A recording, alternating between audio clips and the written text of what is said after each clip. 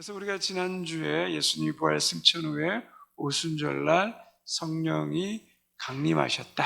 근데 성령이 강림한 사건은 우리가 어떤 성령의 체험은 어떤 거라고 말씀드렸죠? 주관적이다. 그죠? 성령을 경험하고 체험하는 것은 다 다르다는 거예요. 불의 혀같이 이렇게 바람같이 이렇게 경험하는 분들도 있지만, 예수님이 받으셨듯이처럼 성령이 비둘기같이 온유한 모습으로 임하기도 하고, 또 어떤 사람들은 세미한 음성을 듣기도 하고, 또 어떤 분들은 말씀을 읽는 가운데 하나님께서 깨달음을 주시기도 하고, 어떤 분들은 또 방언의 역사와 함께 큰 자신의 몸의 어떤 진동의 역사를 느끼기도 한다. 그래서 성령의 역사라는 것은 다 천편일률적이 아니에요. 근데 이단에 가면 꼭 성령의 역사를 어떻게 해석합니까? 여러분, 이렇게 영상이나 이런 거 보면 뭐죠? 이렇게 교주가 휙 하면 뭐죠? 다 넘어가는 거예요. 또 이게 또 해보면 재밌거든요. 진짜요. 재밌어요. 해보면. 왜? 자기가 휙 그런데 사람 넘어가니까 얼마나 신나요. 좀 이렇게 알파 운동 해가지고 또 우리 교단에서도 또 목사님들이 가가지고 확 이러거든요. 넘어가라 이래요. 근데 뭐죠? 다 넘어가는데 자기만 안 넘어가면 이상하잖아요. 그리고 자기도 뭔가 홍을 경험하고 싶잖아요. 넘어가거든요. 또 뭐요? 웃음 방언 해가지고 뭐죠? 꼭 가면 다 똑같아. 한 사람 넘어져가지고 뭐죠? 따라락 굴러다녀요. 막 떨면서 막 거품 물기도 하고, 그러면서 또 웃음 방언을 받았대네요. 막 계속 웃는 거예요. 근데 거기 있는 사람들이 다 천편일률적이에요. 다 똑같아. 그거 아니면 뭐죠? 성령의 역사로 생각하지. 물론 거기에도 성령의 그런 종류도 성령의 역사가 될 수 있지만 뭐죠? 다 똑같이 내가 이렇게 받으니까 너도 이렇게 받아야 된다. 이건 아니라는 거예요. 성령의 경험은 뭐죠? 성령을 체험하는 건 주관적일 수 있다는 거예요. 근데 성령에 충만하면 객관적인 역사가 뭐라고요? 우리의 삶이 뭐죠? 변한다는 거예요. 새로워진다는 거예요.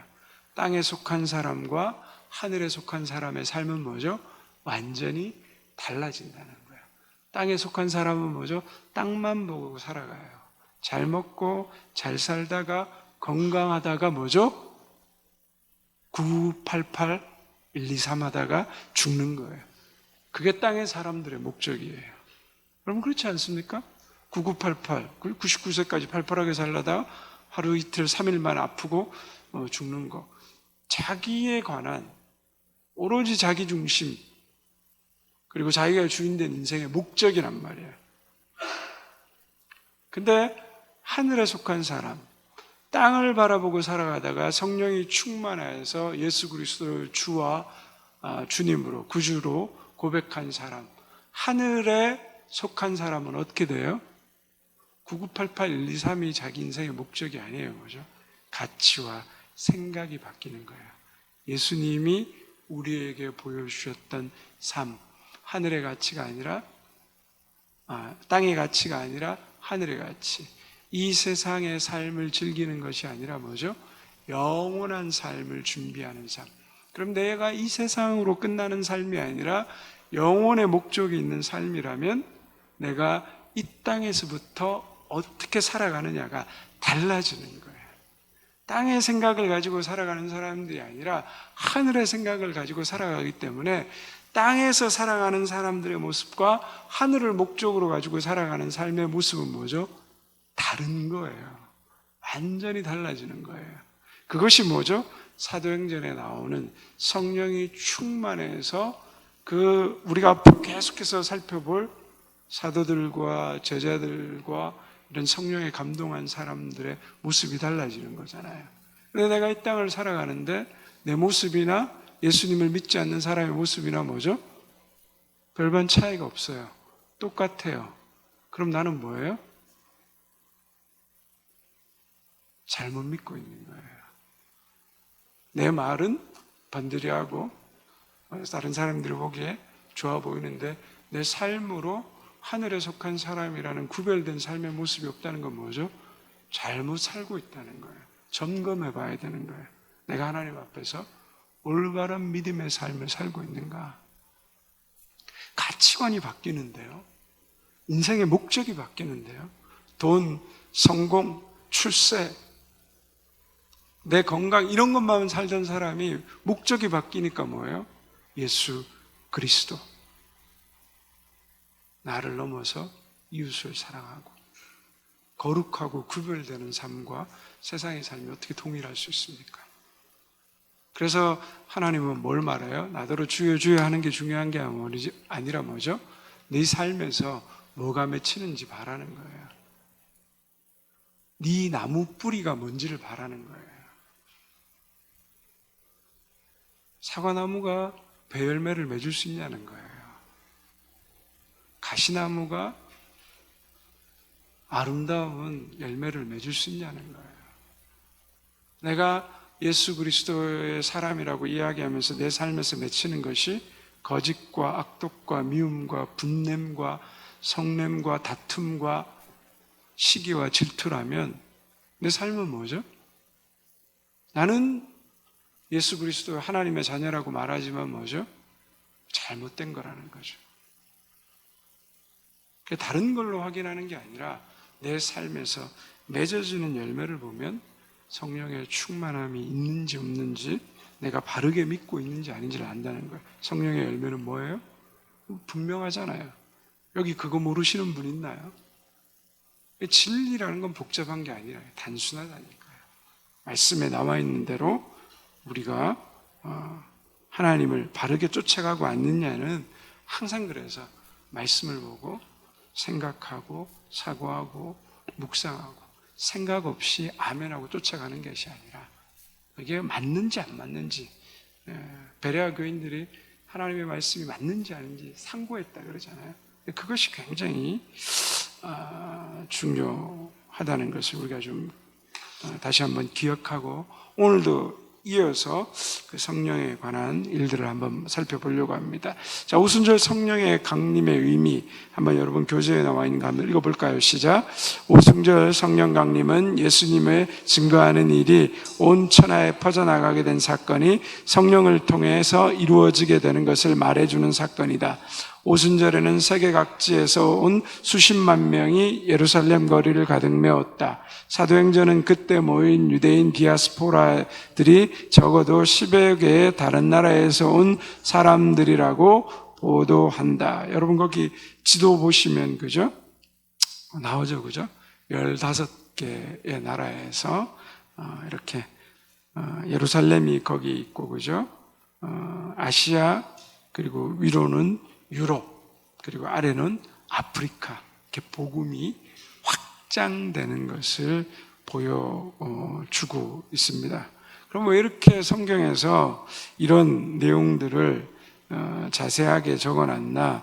우리 먼저 한번 그 사도행전 2장 4절과 9절에 11절 말씀, 거기 교재에 나와 있는 말씀 한번 읽어볼까요? 시작. 그들이 다 성령의 충만함을 받고 성령이 말하게 하심을 따라 다른 언어들로 말하기를 시작하니라. 그때 경건한 유대인들이 천하 각국으로부터 와서 예루살렘에 머물러 있더니 우리가 다 우리의 각 언어로 하나님의 큰 일을 말함을 듣는도다 하고. 자, 배경은 뭐예요? 6월절 후 50일이라는 거죠. 예수님 승천 후 10일 뒤 제자들이 모여서 기도 중에 뭐죠? 성령 강림의 역사가 경험되었다는 거죠. 그러면서 이걸 우리가 조금 생각해 보면 50일 동안 예수님이 40일 동안 제자들에게 나타나셔서 하나님 나라의 복음에 대해서 설명하셨다라고 그러죠. 그리고 나머지 10일은 그들이 기도하면서 성령을 기다리는 거죠. 그러면서 제자들을 뽑는데 사도 베드로가 나와서 우리가 가룟 유다 대신 제자들을 뽑아야 되는데 베드로가 그때 시편의 말씀을 인용하면서 하나님께서 주신 진리의 말씀들이 기도 가운데 깨달아지기 시작했던 거죠. 말씀을 스스로 깨달아 알아가면서 성령 충만을 준비하는 기간이었다는 거예요. 그래서 우리가 어떤 분들은 성령만 받으면 된다라고 말합니다. 말씀도 필요 없고 훈련도 필요 없고 성령이 최고라고 말하는 분들이 계시죠. 성령이 임하면 모든 문제가 해결된다라고 말하는 분들도 간혹 계십니다. 그러나 그렇지 않죠. 만약 성령이 임하는 걸로 모든 문제가 해결됐으면 예수님이 이 땅에 우리 인간의 몸을 입고 성육신하실 필요가 없는 거죠. 십자가에서 죽으시고 부활하시고 승천하실 필요도 없지요. 그리고 승천하시기 전에 40일 동안 가르칠 필요도 없고 성령만 받으면 된다라고 생각하면 이 모든 것들이 뭐죠? 필요 없는 거죠. 그리고 성령을 받아서 오순절 성령 강림이 임했으면 교회에도 문제가 없어야 되는 거잖아요. 근데 여러분 어떻습니까? 성령 받은 후에 사도행전 5장에 가면 예루살렘 교회에 아나니아와 삽비라의 문제가 일어나죠. 우리가 뒤에 가면 이제 이 부분을 좀 더 깊이 살펴볼 거고, 또 6장에 보면 헬라파, 히브리파 과부의 어떤 구제 문제로 인한 다툼이 교회 안에서 또 일어나게 되죠. 또 11장에 가면 이방인에게 복음을 전하는 문제로 이방인이 성령을 받을 수 있고 복음을 받을 수 있느냐, 고넬료의 이 집 문제 때문에 또 논쟁이 벌어지고, 15장에 이방인에게 복음이 전하는 문제 때문에 예루살렘 공회가 열릴 정도로 심각한 논쟁과 다툼과 변론들이 일어나는 것을 우리가 성경을 통해서 보게 됩니다. 그래서 성령이 강림했다고 해서 이 성령은 뭐죠? 모든 문제를 해결하는 열쇠도 아니고 모든 문제를 종식시키지도 못한다는 거예요. 그러면 오순절 성령 강림의 의미가 무엇이 있느냐? 그것은 바로 사도행전 1장 8절, 우리가 아까 읽었던 그 말씀의 성취와 깊은 또 연관이 있다는 거죠. 오직 성령이 너희에게 임하시면 너희가 권능을 받고 예루살렘과 온 유대와 사마리아와 땅끝까지 이르러 내 증인이 되게 한다라는 거죠. 이 명령의 성취가 이루어지는 것들이 성령의 강림 사건과 을 통해서 이루어지게 되는 거죠. 아까 읽은 말씀에 뭐라고 말합니까? 성령께서 임하심으로 말미암아 사람들이 방언을 말하게 되었다는 거죠.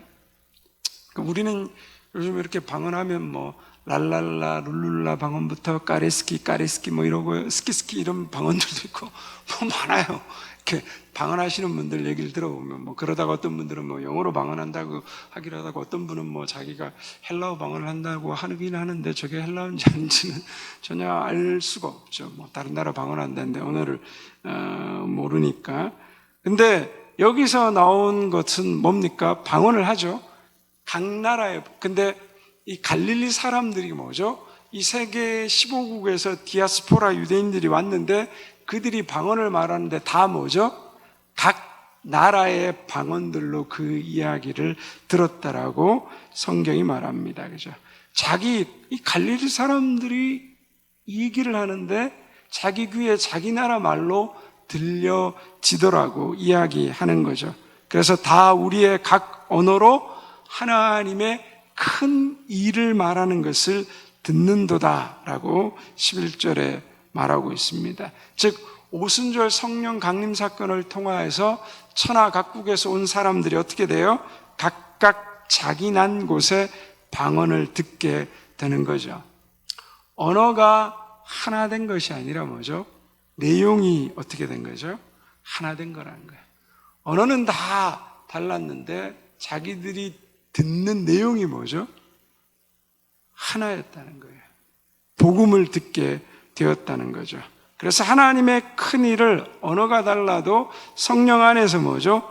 동일한 복음을 듣게 되었다라고 이야기하고 있는 것입니다.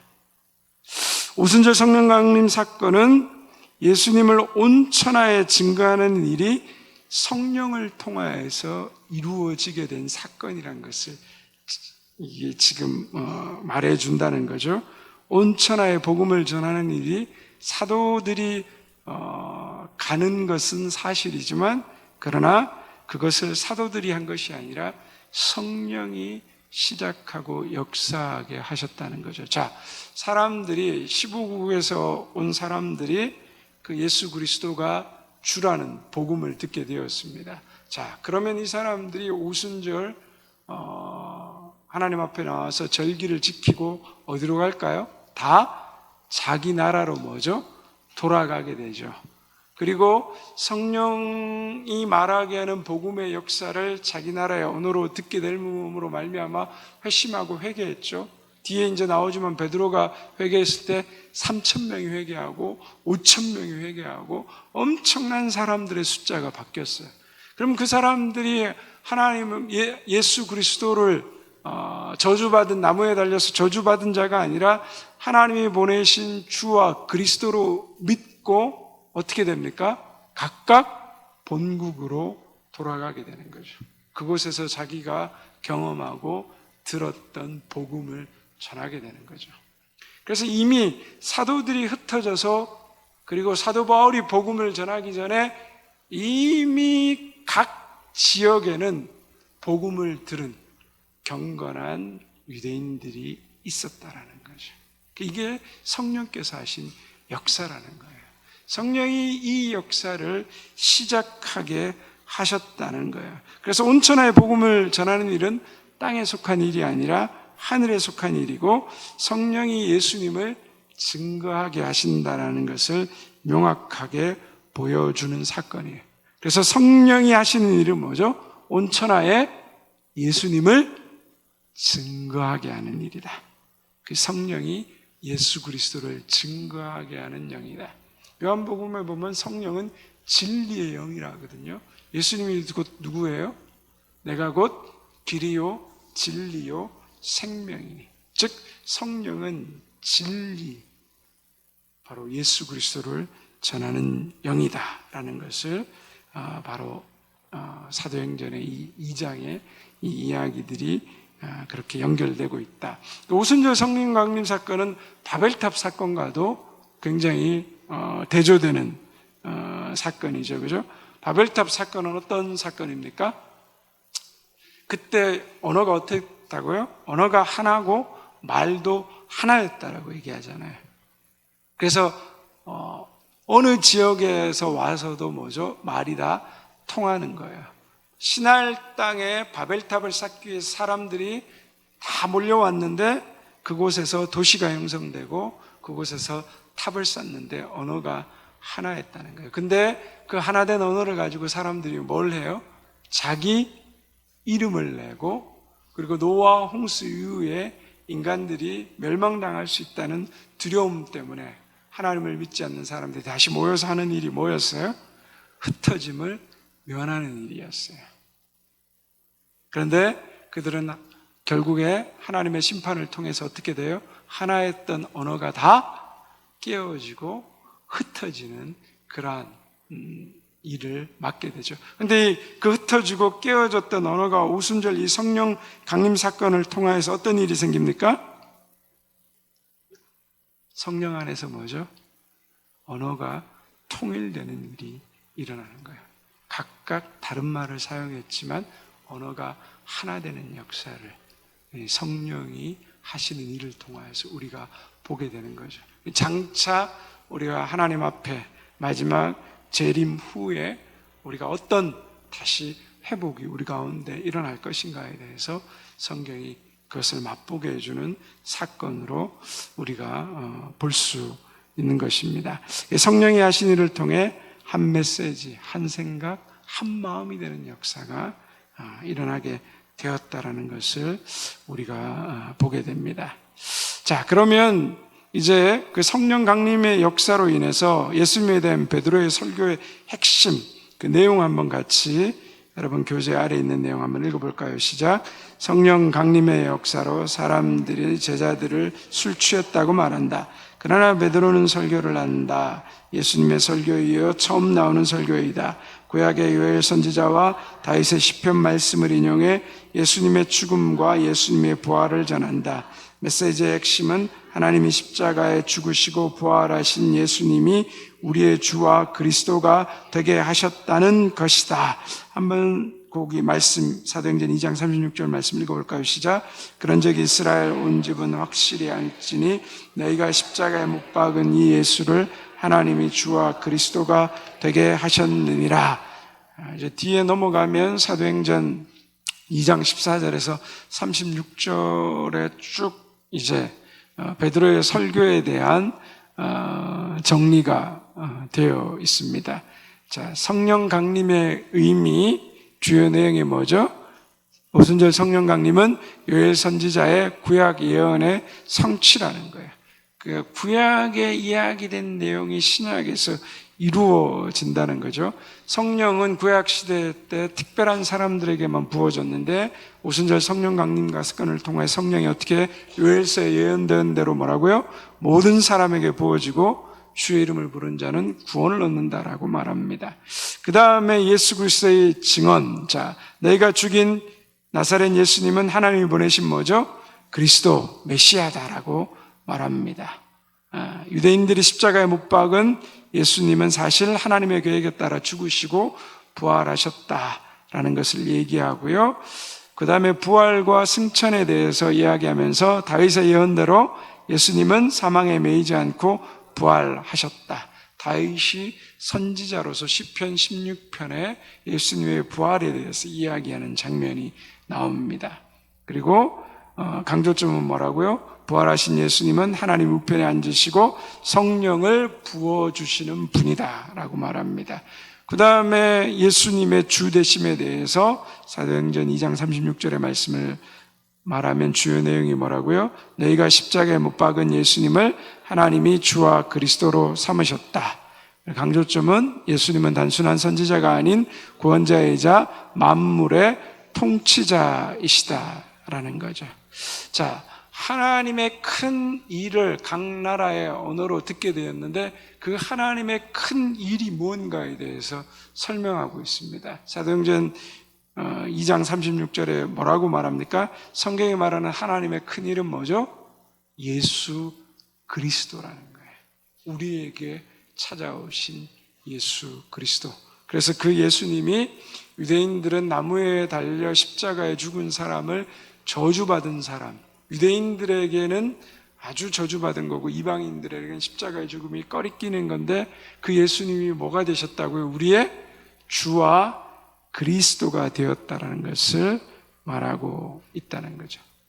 죽음으로 끝나지 않고 부활하심으로 말미암아 주와 그리스도가 되게 하셨다는 것을 증언하고 있는 것이 바로 베드로 설교의 핵심 메시지라는 거예요. 주라는 것은 나의 주님, 주인 되신다. 로마의 황제가 주가 아니라 바로 예수 그리스도가 주님 되신다. 그리고 그 예수님은 구약의 예언의 성취 그대로 이 땅 가운데 우리를 구원하시고 참 평화를 주시기 위해서 온 히브리어로 말하면 메시아, 그리고 헬라어로 말하면 그리스도. 그 뜻은 뭐라고요? 기름 부음을 받은 자라는 거잖아요. 구약에 기름 부음 받는 사람이 세 직분이 있죠. 뭐가 있어요? 왕, 제사장, 선지자죠. 자, 예수님이 이 땅에 뭐죠? 하나님 나라의 통치권자로 왕으로 오셨습니다. 그리고 제사장의 의미가 뭐예요? 우리의 죄를 대신해서 뭐죠? 십자가에 죽으시고 하나님과의 막힌 담을 헐으시고 중보자로서 제사장으로 오셨다. 예수 그리스도 안에 성취되는 거죠. 그다음에 선지자, 하나님의 뜻을 말씀하시고 하나님의 뜻을 우리에게 가르쳐 주셨다. 그래서 예수님은 이 기름 부음 받은 자, 왕, 제사장, 선지자, 이 메시아의 사역을 온전히 이루신 분이다. 그래서 구약에서 예언된 그 메시아가 바로 예수 그리스도. 그래서 예수님이 주와 그리스도가 되신다. 그게 베드로의 설교의 핵심이었고 사도행전의 모든 사람들이 증거하는 메시지의 핵심이 예수님이 주와 그리스도가 되신다는 것. 즉 성령이 하나님이 하시는 그 성령을 통하여 하게 하시는 일은 뭐죠? 우리가 예수 그리스도의 증인, 예수님이 우리의 주와 그리스도가 되신다는 것을 증언하게 하는 거죠. 그럼 우리가 예수 그리스도를 따르는 사람으로서 우리의 매일의 일상과 가정과 직장과 내가 만나는 모든 사람들과의 관계성 속에서 가장 우선적으로 해야 되는 일이 뭘까요? 내 삶을 통해서 드러나야 되는 일은 예수님이 주와 그리스도 되심을 드러내는 일이 되어야 된다는 거예요. 내 삶 속에서 나의 말, 나의 생각, 나의 행동을 통하여서 뭐죠? 예수 그리스도가 내 인생의 주인이시라는 것. 그것이 뭐죠? 우리가 해야 될 일이라는 거죠.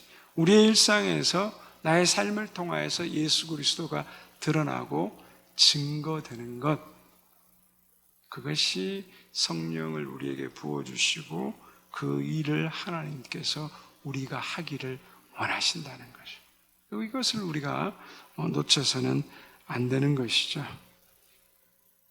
자, 그래서 이 사람들이 예수님을 십자가에 못 박고 저주받은 자라고 생각했는데 깨달아지면서 예수님이 주와 그리스도라는 그런 하나님이 약속하신 메시아라는 이야기에 대한 설교를 전하자 사람들이 어떻게 반응합니까? 베드로의 설교에 대한 사람들의 반응과 부흥이라고 되어 있는데 한번 같이 읽어볼까요? 시작.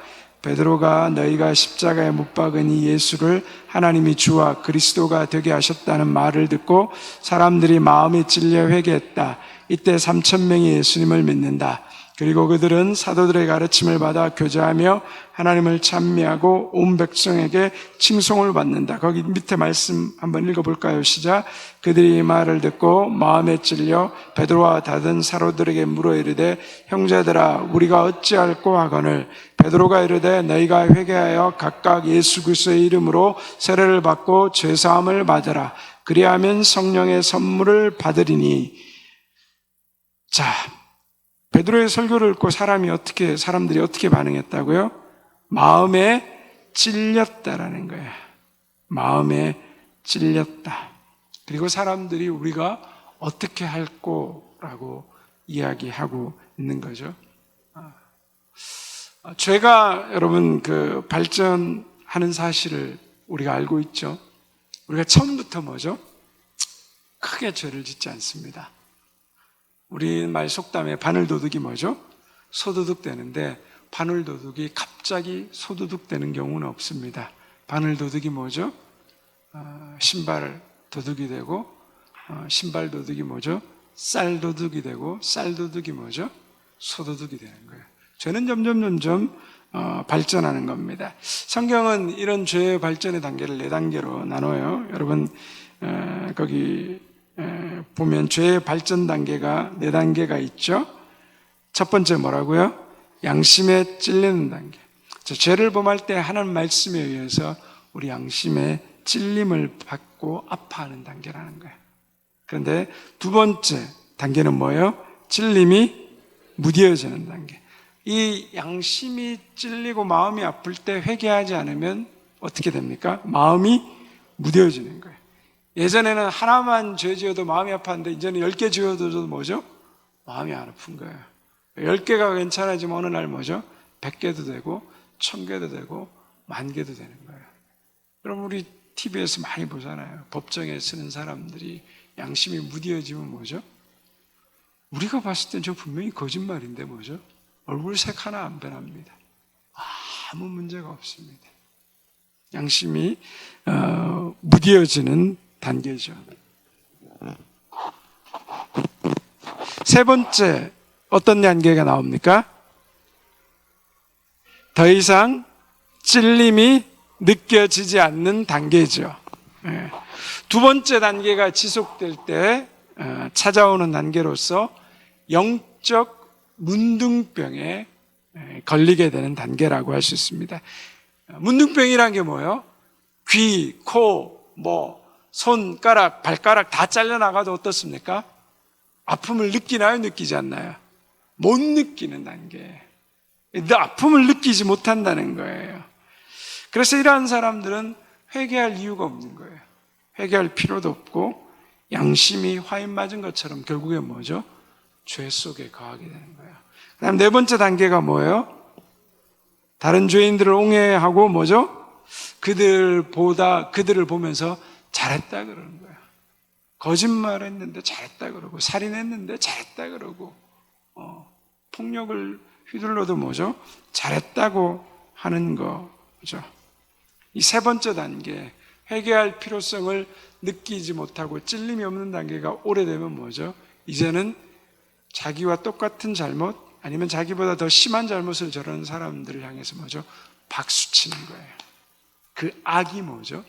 올바른 걸로 자기 눈에 보이기 시작하는 거예요. 그래서 로마서 1장 32절에 보면 이렇게 말합니다. 그들이 이 같은 일을 행하는 자는 사형에 해당한다고 하나님께서 정하심을 알고도 자기들만 행할 뿐만 아니라 또한 그런 일을 행하는 자들을 옳다 하느니라. 그러므로 우리들은 마음에 찾아오는, 여기 사도행전에 나오는 사람들처럼 거룩한 찔림이 있을 때 뭐죠? 형제들아 우리가 어찌할꼬 하는 회개의 마음, 회개가 있어야 된다는 거예요. 여러분, 죄를 지었을 때 마음이 불편하고 힘들어지는 일들이 많잖아요. 누군가를 미워하고 악독을 품고 누군가를 비판하고 뒤에서 수군거리고 누군가를 저주하고 비판하면 돌아서면 마음이 좋지 않아요. 그럴 때 우리가 어떻게 해야 돼요? 회개해야 된다는 거예요. 근데 회개가 뭐냐? 성경에 이 헬라어 원어에 보면 회개가 단어가 두 개가 있다는 거예요. 첫 번째 보니까 뭐라고 말해요? 메타노이아라고 하는 거예요. 그게 뭐라고요? 마음의 변화, 방향의 뭐죠? 전환이라는 거예요. 단순한 후회가 아니라 마음의 변화를 받고 방향을 전환시킨다는 거예요. 새로운 방향으로 마음을 돌이킨다는 거예요. 두 번째로 뭐라고 되어 있습니까? 에피스트레프라고 되어 있죠. 이건 뭐라고요? 행동의 변화. 마음을 바꾸는 것을 넘어서서 실제적으로 삶의 태도와 행동이 바뀌는 거예요. 그래서 신약 성경이 말하는 진정한 회개라는 것은 마음의 변화와 더불어서 뭐죠? 행동의 변화가 일어나는 거예요. 이게 진정한 회개라고 성경이 말한 거예요. 마음과 행동이 변화되는 거예요. 이 둘이 함께 만나는 게 회개인 거예요. 죄의 길로 걸어가다가 그것이 뭐죠? 아이고, 내가 이거 미워하는 게 죄구나. 머리로 깨닫고 뭐죠? 내가 이러면 안 되지. 마음으로 뭐죠? 후회하고. 그래, 내가 이 미워하는 사람에게 내가 더 한 번 더 칭찬하고 격려하고 사랑으로 손을 한번 잡아줘야 되겠구나. 육신으로 그 길의 반대 방향으로 돌아서는 게 뭐죠? 회개라는 거예요. 머리로 죄를 깨닫고 뭐죠? 마음으로 후회하고 육신으로 뭐죠? 유턴하는 거예요. 반대 방향으로. 그게 회개라는 거죠. 여기서 사람들이 마음에 찔렸다라는 말은 난폭하고 무자비하게 찔렸다는 거예요. 하나님의 말씀이 임하고 성령의 감동이 그 마음에 있으니까 뭐죠? 말씀을 들으면 뭐죠? 마음이 무자비하고 난폭하게 찔리는 거예요. 말씀이 들려서 이 말씀을 듣는데 내 마음이 그 말씀에 뭐죠? 은혜가 있고 찔리고 반응이 되면 어떻게 하죠? 그냥 넘어가면 안 된다는 거예요. 내가 어찌할꼬 하나님, 내가 이 말씀을 듣고 내 마음에 이런 괴로움이 있고 이런 부담이 있고요, 이런 아픔이 있는데 주님 이거 어떻게 해야 될까요? 그죠? 거룩한 찔림이 있게 되면 하나님께서 우리를 죄의 뭐죠? 이 양심의 찔림의 단계에서 찔림이 무뎌지는 두 번째 단계로 넘어가는 것을 뭐죠? 막아주신다는 거예요. 그게 굉장히 중요하다는 거예요. 양심이 찔릴 때 하나님의 말씀이 내 마음을 파고들 때 뭐죠? 우리가 돌이키고 회개해야 된다. 그래야 다음 단계로 안 넘어가요. 근데 이거를 무시해버리면 오늘 조금 찜찜하네, 그냥 그럴 수 있지, 안 그런 사람 있나? 다 그렇지, 나만 그러나? 저 인간도 그런데. 이렇게 되면 뭐죠? 다음 단계로 넘어가게 되는 거예요. 그게 무뎌지고 뭐죠? 영적 무감각함에 들어오게 될 수 있다는 거예요. 이게 굉장히 우리가 깊이 생각해야 되는 거예요. 근데 이 찔린다는 것이 그래서 복이라는 거예요. 내 양심이 뭐죠? 살아있다는 거예요. 말씀을 들었는데, 사랑하라는 말씀을 듣고 원수를 축복하라는 말씀을 들었는데 그 마음이 찔리는 게 있으면 복이라니까요. 왜? 내 양심이 아직 살아있는 거니까. 근데 그 말 들어도 뭐죠? 아무 감각이 없어. 목사님은 말하고 성경을 읽어도 좋은 말이네. 아무 감각이 없어지는 거. 이게 위험하다는 경고 신호라는 거죠. 찔림이 복인데 그 찔림의 복이 임한 게 뭘로 임했어요? 베드로의 뭐죠? 말씀을 듣는 데서 시작됐다는 거. 그래서 가장 중요한 게 뭐예요? 우리의 마음에 하나님이 선포하시는 그 말씀을 듣는 것에서 찔림을 받을 수 있다. 그래서 매일 뭐죠? 하나님의 말씀 앞에 서야 된다는 거예요. 하나님의 말씀을 읽고 묵상하고 하나님의 말씀이 내 마음 가운데 뭐죠? 들어오도록 그 말씀이 내 눈과 귀와 마음에 들려져야 된다는 거죠. 그래서 여러분이 만약에 전혀 마지막으로 하나님 말씀에 거룩한 찔림 받고 무릎 꿇었던 적이 언제인지 여러분 생각나십니까? 지은 죄에서 가슴 아파하며 회개하고 돌이킨 적이 언제인지. 여러분 이것이 너무 멀리 있다면 우리는 다시 말씀으로 돌아가야 돼요. 말씀을 펴야 되는 거예요. 이들이 하나님의 말씀을 들었을 때, 복음을 들었을 때 그들의 마음이 찔리는 변화가 일어났다는 거죠. 하나님께서 간절히 회개를 하는 자들에게 성령의 검으로 역사하신다라고 이야기하고 있습니다. 그러면 내가 바르게 회개했는지 안 했는지 우리가 어떻게 알 수 있을까요? 바르게 회개했는지 안 했는지. 그게 똑같은 거, 아까 앞에서 말씀드렸던 거 똑같은 거예요. 사도행전 2장 42절과 47절 말씀 한번 같이 읽어볼까요? 시작. 그들이 사도의 가르침을 받아 서로 교제하고 떡을 떼며 오로지 기도에 힘쓰니라. 하나님을 찬미하고 또 온 백성에게 칭송을 받으니 주께서 구원받는 사람을 날마다 더하게 하신. 자, 참된 회개를 하면 어떻게 됩니까? 내가 살던 모습과 다른 삶의 모습이 나오게 된다는 거예요. 전에 형제자매를 시기, 질투, 원망하던 자리에서 뭐죠?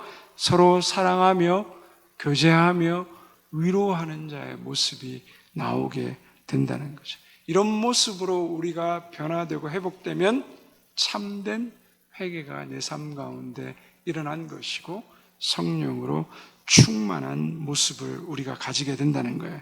우리가 말하지 않아도 참된 회개를 했다면 상대방은 뭐죠? 그 모습을 통하여서 감동하게 된다는 겁니다. 그리고 우리가 하는 일을 통하여서 뭐죠? 하나님께 영광 돌리게 된다는 거죠. 가장 중요한 건 다른 게 아니라 말이 앞서고 말이 화려하고 뭐 이런 게 아니라 가장 중요한 건 뭐죠? 왜 저와 계속 말씀드리죠. 저 사람과 나는 똑같은데 왜 저 사람은 다르지? 도대체 저 사람은 나랑 왜 다를까? 왜 똑같은 고난과 어려움을 당하는데 저 사람은 고난 속에서도 감사하고 기뻐하고 다른 사람을 위로할 수 있지?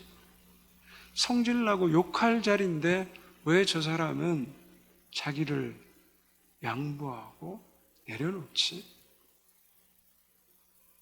이게 성령 충만한 사람들, 예수 그리스도 주와 주님으로 고백하는 사람들, 그 예수님이 따라가신 삶을 살고자 결단한 사람들.